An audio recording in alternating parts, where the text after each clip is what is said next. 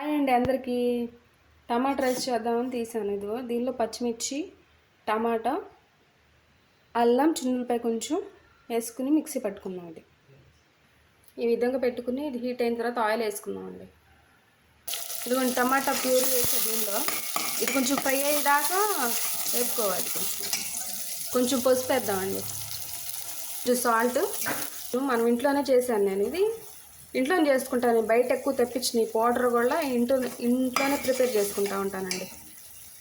యాలక్కాయలు 2 వేసుకుందాం, కొంచెం కారం, కొంచెం పుదీనా, కొత్తిమీర.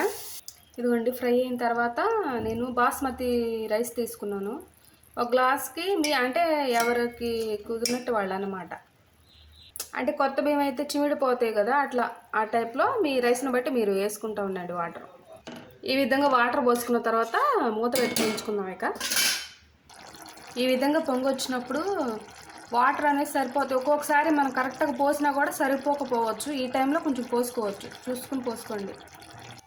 ఈ విధంగా వచ్చిన తర్వాత ఆఫ్ చేసుకోండి. ఇది దింపేటప్పుడు కొంచెం నిమ్మకాయ పిండుకోండి, బాగుంటుంది ఇంకా టేస్ట్.